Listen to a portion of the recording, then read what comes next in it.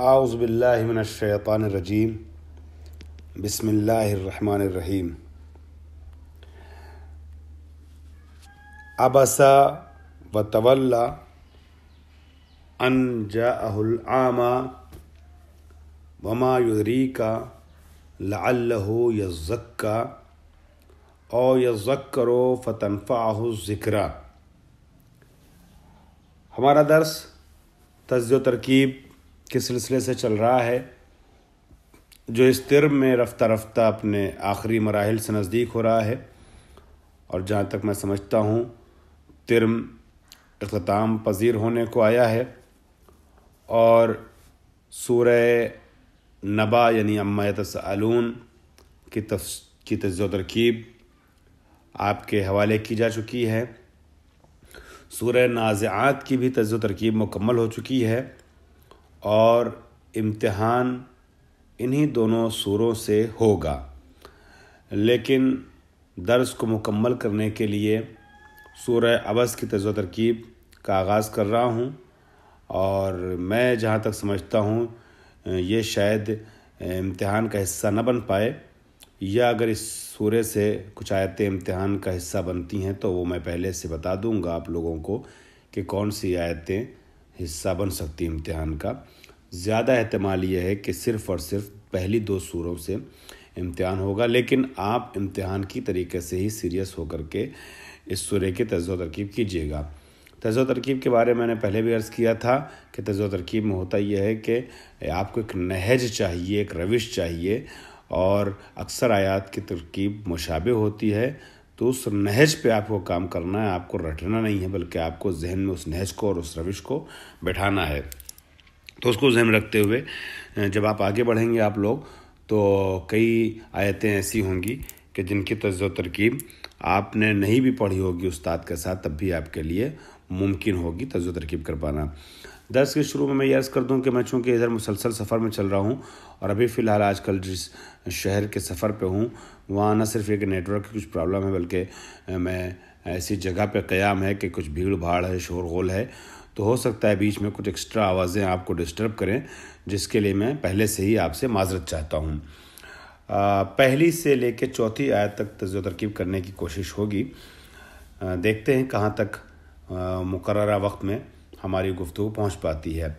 عبس و تولی، یہ معنی کے لحاظ سے میں ایک ہلکا سا اشارہ کر دیتا ہوں، وہ یہ ہے کہ ابن ام مکتوم کہتے ہیں جناب خدیجہ سلام اللہ کی شاید ان سے رشتہ داری بھی ہوتی تھی، وہ بزم پیغمبر اکرم میں آئے، تو بزم پیغمبر اکرم میں رؤساء قریش بیٹھے ہوئے تھے، امراء قریش بیٹھے ہوئے تھے، بزرگان قریش بیٹھے ہوئے، کفار نبی سے باتیں کر رہے تھے، اور نبی جو ہیں وہ ان کو دین کی طرف دعوت دینے کے لیے راغب تھے۔ اور آپ کو پتہ ہے کہ جب رؤساء راغب ہو جاتے ہیں کسی مذہب یا کسی فکر و کسی مشن کے طرف، تو باقی بہت سے لوگ جو ان کے پیروکار ہوتے ہیں ان کا ساتھ آ جانا آسان ہوتا ہے، لہٰذا نبی اکرم کے اندر رغبت تھی کہ ان لوگوں کو اپنی طرف مائل کریں، دین اسلام کی دعوت دیں۔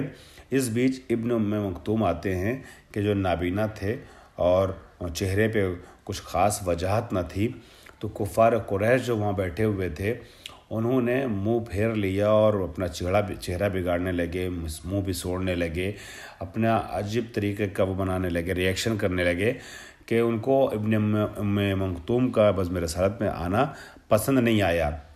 اس موقع پر البتہ اہل سنت مفسرین نے یہ تحریر کیا ہے کہ رسول نے جو ہے وہ رغبت کفار کی طرف دکھائی، اور ام مکتوم کی طرف سے جو عام آدمی تھے اور نابینا بھی تھے رخ پھیر لیا۔ ایسا نہیں ہے، ہمارے شیعہ مفسرین کا یہ کہنا ہے کہ رسول اکرم وہاں موجود تھے، راغب ضرور تھے، اور یہ صحیح بھی ہے، راغب ہونا چاہیے بھی، کہ اگر ایک آدمی ایسا دین کی طرف آ جائے جو اکیلا آ رہا ہے، اور ایک آدمی ایسا آئے جس کی وجہ سے 100 لوگ اور آ سکتے ہوں، تو اس کی طرف دھیان دینا یہ دین کی محبت کو دیکھتے ہوئے ایک فطری اور معقول عمل ہے، لاجیکل عمل ہے، منطقی عمل ہے۔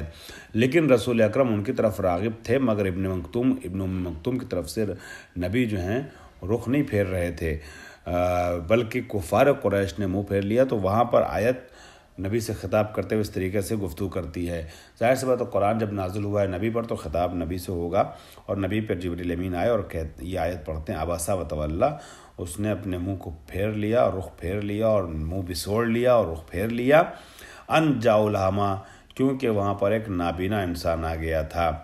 وما یدریک، اب نبی سے خطاب کرتے ہوئے گویا دنیا کو سناتے ہوئے پیغام دیا جا رہا ہے قرآن مجید میں، وما یدریک لعلہ یزکیٰ، آپ کیا جانیے ہو سکتا ہے کہ وہ انسان جو آیا تھا وہی ذکی ہو، وہی ہدایت پا جائے، اور یذکر فتنفعہ الذکریٰ، یا وہ متذکر ہو جائے یعنی اس کو ذکر فائدہ پہنچا دے، اور ذکر جو ہے وہ فائدہ پہنچاتا ہے، ٹھیک ہے، وہ متذکر ہو جائے یعنی بات سمجھ جائے اور ذکر فائدہ اس کو پہنچائے۔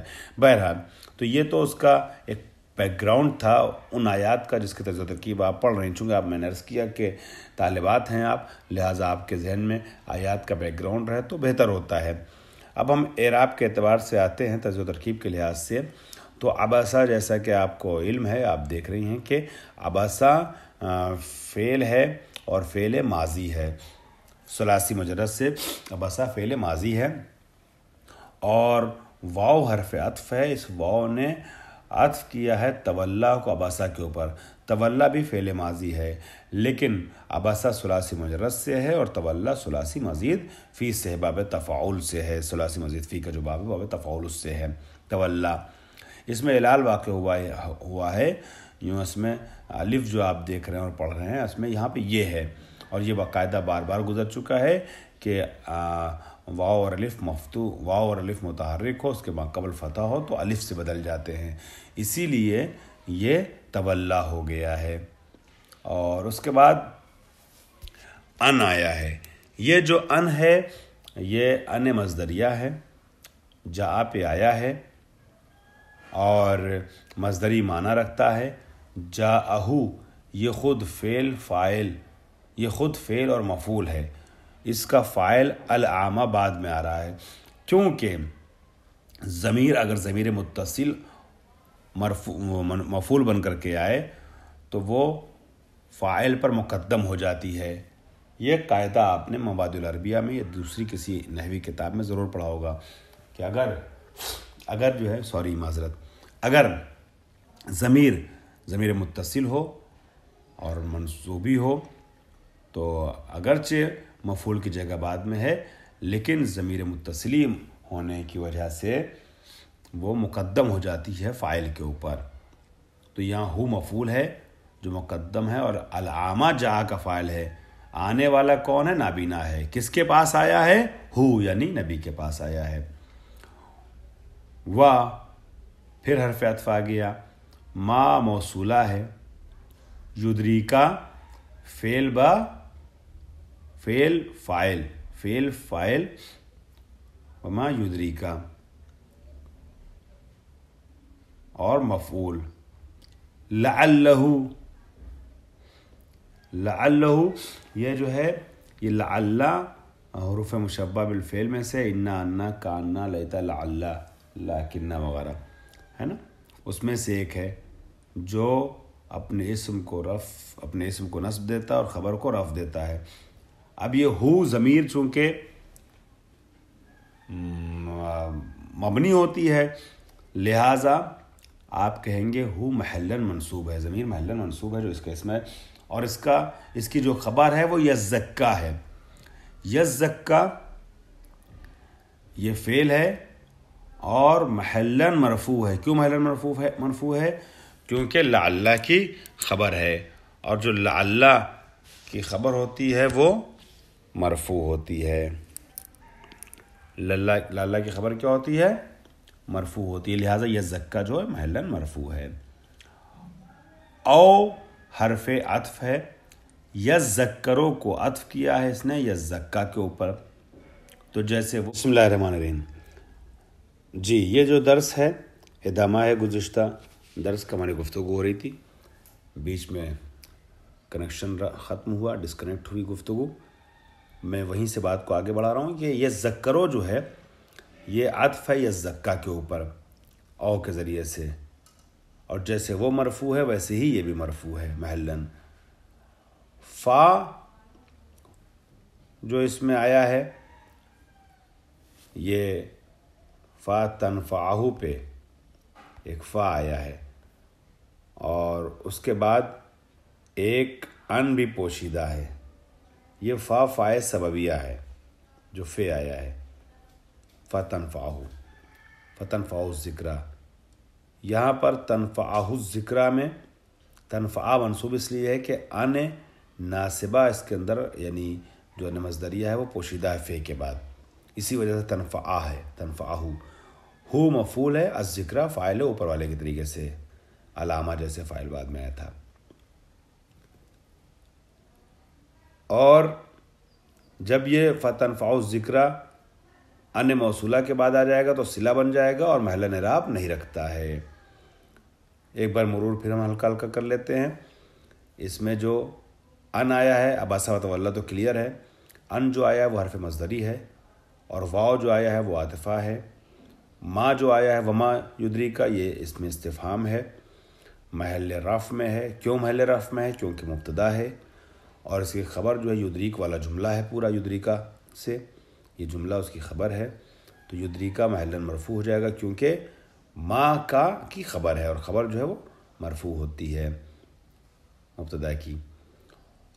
اور ان جاءہ الأعمى جو ہے یہ اس میں تعویل مصدر میں جائے گا اور محل جر میں واقع ہوگا. ٹھیک ہے، حرف جر کے ذریعے سے، یعنی سمجھ لیے لے ان جاءہ الأعمى ایسے ہو جائے گا. لے ان جاؤ تو ان جاؤ الأعمى جو ہے محلاً مجرور ہے اور متعلق ہے عباسہ وتولیٰ کے.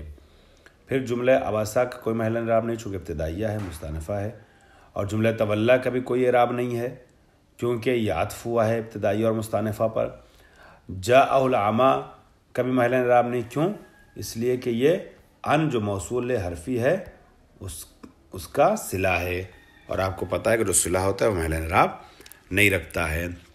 اور ما یدریکا جو ہے یہ محل اعراب نہیں رکھتا ہے کیونکہ عطف ہوا ہے جملہ مستأنفہ پر. یدریکا محل رفع میں ہے، میں نے عرض کیا پہلے، خبر ہے مبتدا کے لیے یعنی ما کے لیے. لعلہ یزکا یہ جو جملہ ہے یہ محلاً منصوب ہے، مفعول ثانی ہے یدریکا کے لیے. یہ کہہ سکتے ہیں، یہ کہہ سکتے ہیں کہ محل اعراب نہیں رکھتا ہے اس لیے کہ استئناف بیانیہ ہے. اور اس کے بعد پھر یزکا جو ہے یہ یزکا محلاً مرفوع ہے. یزکا محلاً مرفوع ہے، محل رفع میں ہے چونکہ لعلہ کی خبر ہے. او حرف عطف ہے، اور فا جو ہے یہاں پر میں نے عرض کیا کہ فائے سببیہ ہے. تنفعہ فعل مضارع منصوب ہے ان مضمرہ کے ذریعے سے جو فا کے بعد مضمر ہے، اور مصدر معول جو ہے وہ محل رفع میں ہے چونکہ معطوف ہے. ٹھیک ہے، بہرحال اب اس میں ہم گہرائی میں نہیں جا رہے ہیں، آگے بڑھتے ہیں جملہ یتذکر کے اوپر کی طرف. یتذکر جو ہے یہ محلاً مرفوع ہے کیونکہ یزکا کے اوپر معطوف ہے. میں پہلے عرض کر چکا ہوں، میں خلاصتاً کچھ چیزوں کو پھر دوبارہ ریپیٹ کر رہا ہوں تاکہ بات کلیئر ہو جائے. تنفعہ الذکرہ یہ محل اعراب نہیں رکھتا چونکہ ان مضمرہ کا صلہ ہے. تولیٰ اعلال کے بعد جو ہے وہ تولیٰ ہو گیا ہے اسی قاعدے کے تحت کہ یا اور واو متحرک ما قبل مفتوح قلب الف میں شبات. اور یزکا میں اس میں یتزکا تھا، باب تفاعل کا قاعدہ ہے، باب تفاعل و باب تفاعل کا، کہ جب تے جو ہے وہ مجانست کی وجہ سے زے زال وغیرہ کے جیسے کچھ حروف ہوتے ہیں، 8 حروف ہیں، اس کو تفصیل صرف میں پڑھیے گا، اس میں تبدیل ہو جاتے ہیں. تو یہاں پر یہ یتزکا تھا جو یزکا ہو گیا مجانست کی وجہ سے، یہاں پر تبدیلی یعنی اعلال قلب واقع ہوا ہے. یہاں پر تے جو ہے وہ زال سے بدل گیا، اور ایسی ایک جگہ تے زے سے بدلا ہے، یزکرو میں زال سے اور یزکا میں زے سے. واخر دعوانا الحمدللہ رب العالمین.